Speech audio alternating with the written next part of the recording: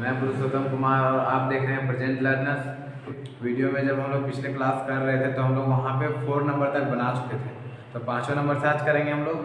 तो यहाँ पे क्वेश्चन है कि the altitudes of a right triangle is 7 centimetre less than it's base if the hypotenuse is 13 centimetre, find the other two sides. तो सबसे पहले हम लोग इसको समझने से पहले यहाँ पे बोला है कि the altitudes of a right triangle, मतलब देखो राइट ट्राइंगल बनाना है, राइट एंगल ट्राइंगल। तो हम लोग सबसे पहले वो ट्राइंगल बनाते हैं जो राइट एंगल ट्राइंगल हो। तो वो कैसा होता है, हम भी जानते हैं कि ये हो गया एक राइट एंगल ट्राइंगल, कोई नाम भी देते हैं ए बी सी।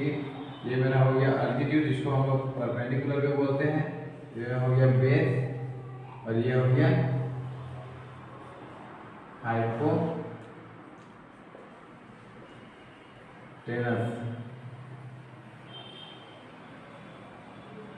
हाइपोटेनस। तो यहाँ पे हाइपोटेनस हो गया और ये हो गया अल्टीट्यूड, ये हो गया बेस। तो हमको यहाँ पे क्वेश्चन के अनुसार देखेंगे कि क्या बोला है।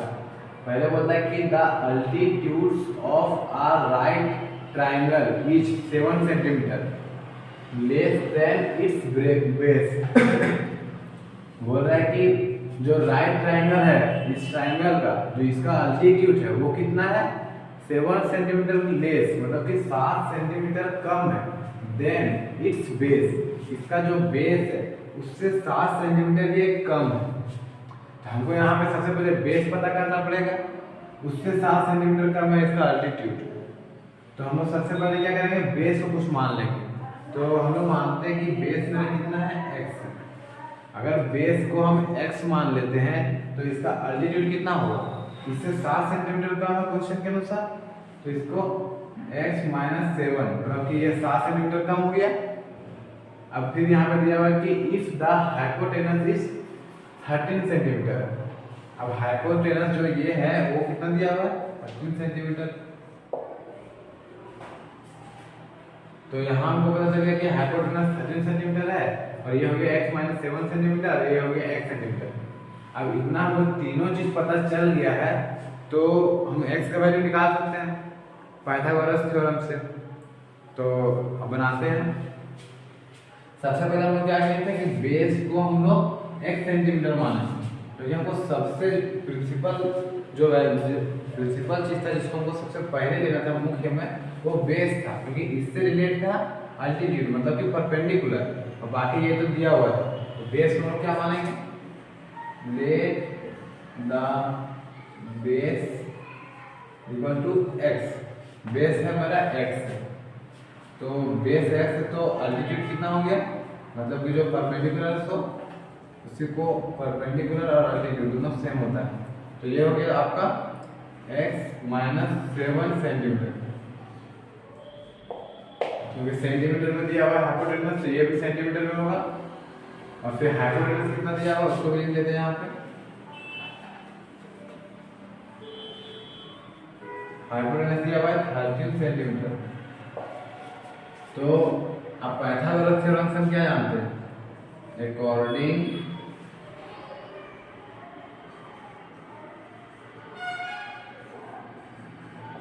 टू पाइथागोरस थ्योरम,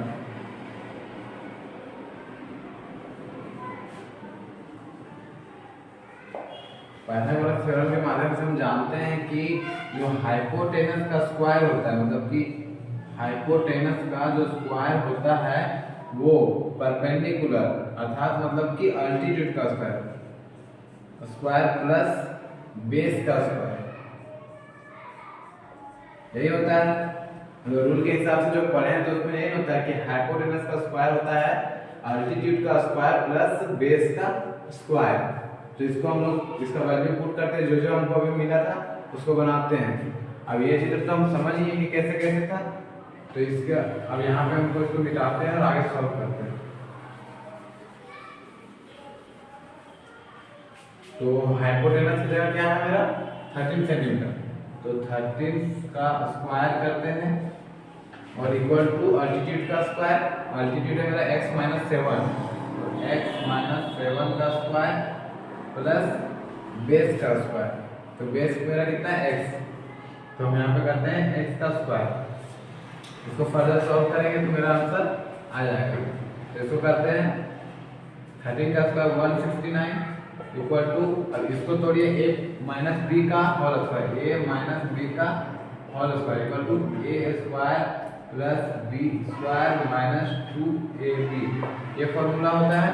तो इसमें तोड़ेंगे इसको, तो a स्क्वायर मतलब कि x का square plus b square, b क्या है मेरा 7, ये a है ये b है, जिसको करते हैं प्लस b का स्क्वायर, मतलब प्लस b का स्क्वायर मतलब 49, 7 का स्क्वायर करेंगे तो फिर अब माइनस माइनस 2ab, ये ab मेरा x और 7, तो 7x हो गया यहाँ पे और 2ab, तो 7 2 जा 14x प्लस x का स्क्वायर।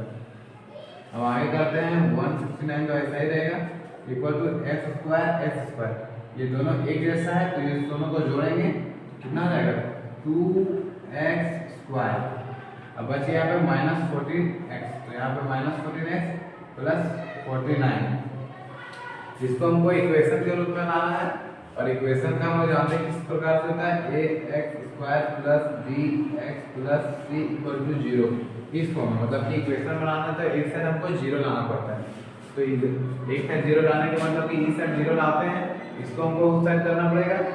तो अगर इधर कर देते हैं 0 equal to 2x square minus 14x plus 49, और इधर आके इधर प्लस में है तो उधर जाके माइनस माइनस 169, तो इसको या इस प्रकार लिखते हैं, इसको सारा को इस साइड और इसको उस साइड करते हैं 2x स्क्वायर माइनस 14x।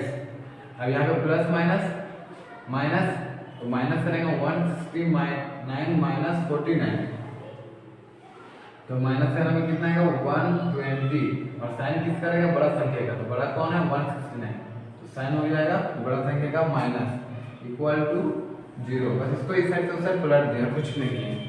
तो इसके बाद हम क्या करेंगे, इसका इक्वेशन बन गया, अब इस इक्वेशन को हमको सॉल्व करना है, तो सॉल्व कैसे करेंगे, तो वो देखते हैं।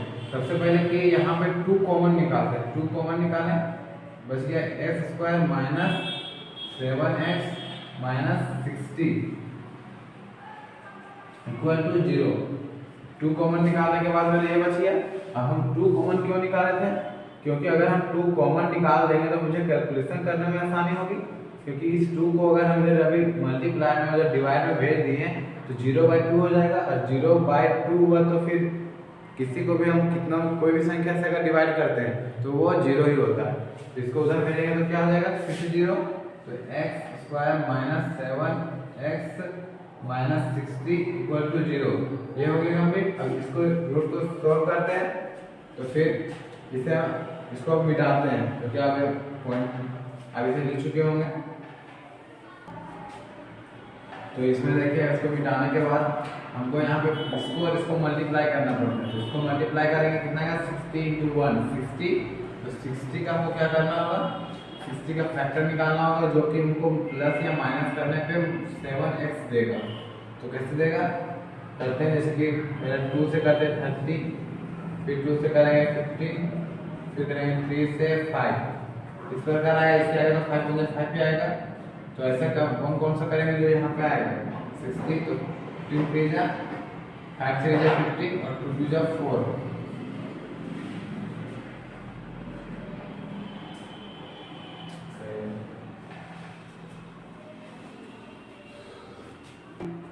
तो हम लोग इसका फैक्टर निकाल चुके हैं 2 2 3 3, तो इसको किसी प्रकार करके हमको 60 मतलब ये 7x यहाँ पे लाना है, 2 फैक्टर में, तो 5 3 जा 15 और फिर 2 2 जा 4, तो 4 और 15 को माइनस करेंगे तो 11 वगैरह आएगा, जोड़ेंगे तो अधिक चल जाएगा, फिर जो 2 2 4 4 3 जा 12, अगर इस तीनों को एक बार ले लेते हैं तो 12 हो जाता है, और ये 5, 12 और 5 को अगर माइनस करते हैं तो मेरा 7 आ जा रहा है, मतलब कि हमको 12 और 5 जो हमको रिक्वायर्ड फैक्टर था तो हो गया 12 और 5, तो हमको 12 और 5 को लेते हैं।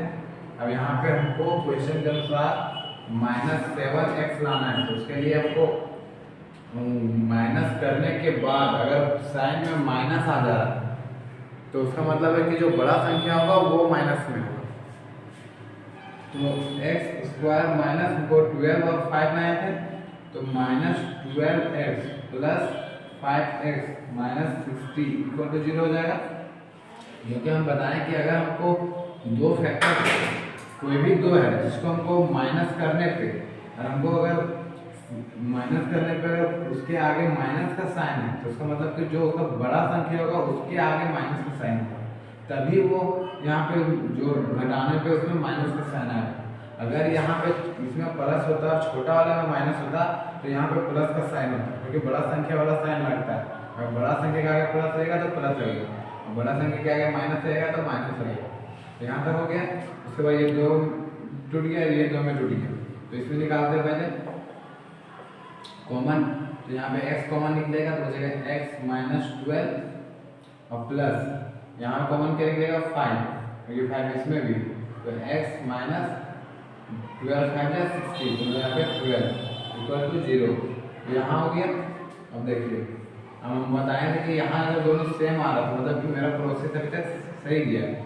आगे देखते हैं x प्लस 5, यहाँ से कॉमन निकला एक वाला और दूसरा निकला x माइनस 12 इक्वल टू 0, तो x प्लस 5 इक्वल टू 0 और x माइनस 12 इक्वल टू 0। तो इस दोनों का वैल्यू निकालेंगे तो कैसे निकलेगा, x प्लस 5 को पहले निकालेंगे तो क्या निकलेगा, x इक्वल टू ये प्लस 5 उधर देंगे तो minus 5, x equal to minus 5 निकला, और इसमें x माइनस 12, तो इस 12 को उस साइड भेजेंगे तो प्लस 12 आएगा, तो x इक्वल टू 12 आएगा। तो एक माइनस 5 आ रहा है और एक 12 आ रहा है। तो अब इसमें से आप खुद सोचिए कि हम किस वैल्यू को लेंगे। इसमें हम जानते हैं कि कोई भी लेंथ कभी भी माइनस नहीं होता है, अब थोड़ा सा भी क्यों ना रहेगा, लेकिन लेंथ अगर है तो वो प्लस में ही होगा, लेंथ कभी भी माइनस में नहीं होता है। तो इसलिए यहाँ पे हम लोग माइनस वाला को नेगलेक्ट करेंगे, मतलब कि ये नहीं होगा, क्योंकि कभी भी लेंथ माइनस में नहीं होता है। तो हमको इसको टेक किसको करना है, प्लस वाले को। तो x इक्वल टू 12 सेंटीमीटर। तो हम यहाँ पे अगर हम करेंगे तो हमको बेस क्या था, बेस था x मतलब कि 12 सेंटीमीटर, तो x की जगह 12 सेंटीमीटर लिख देंगे तो एक निकल गया। और दूसरा हमको दूसरा क्या होगा कि x माइनस 7 मतलब कि 12 x equal to 12 minus 7 centimetre, तो 12 में माइनस 7 किए तो 5 सेंटीमीटर। तो ये दोनों मेरा निकल गया कि अल्टीट्यूड मेरा क्या निकल के आ गया 5 सेंटीमीटर और बेस आ गया मेरा 12 सेंटीमीटर। तो नेक्स्ट क्वेश्चन हम देखते हैं।